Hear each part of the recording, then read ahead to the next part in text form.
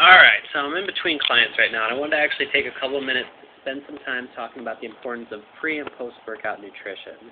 Now, a lot of times when I talk to my clients, when I first get started working with them, they refer to a lot of information they may have read in magazines, heard from friends. Everybody in the gym has a buddy who knows everything there is to know about workouts and training and nutrition because he reads magazines and he got information from his buddy who got it from his buddy and so on and so forth.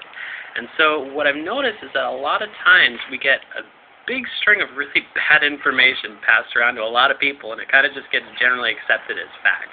And so I wanted to take a little bit of time to really see kind of what's going on with your body when you eat before your workout, what happens after you work out, and what difference does it really make what you eat and when you eat it. Now, the first thing that I want to speak about is the idea of having a quickly accessible energy supply. Now, our bodies run primarily off of sugars and carbohydrates. And so what we do when we eat food is our body has to work to break that down and digest it into a usable form of energy.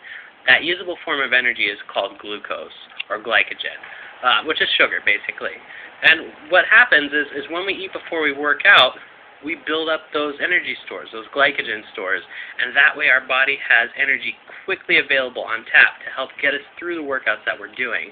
Give us energy, keep us from fatiguing, and actually allow us to perform the best that we can.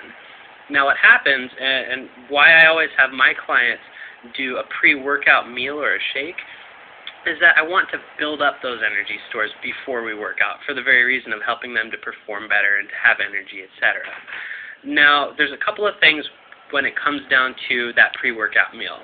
First is going to be the timing. Now, this is where most everybody gets it right. They say, you want to eat maybe 45 minutes to an hour before you work out. And that's actually correct.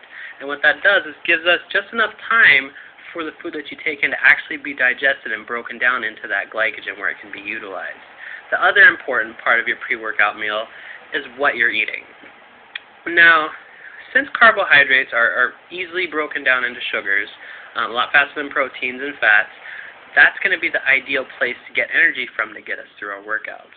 So what we want to do is actually front load those workouts by eating a meal that's rich in good complex carbohydrates as well as a little bit of protein.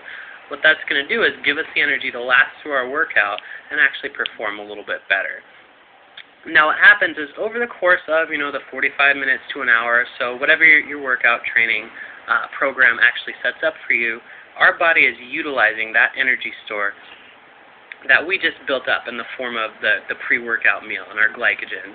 And what happens is it kind of follows almost like a bell curve, where we start out peaked out up here, but then we slowly drift down until at the end of that workout, that energy source is completely used up.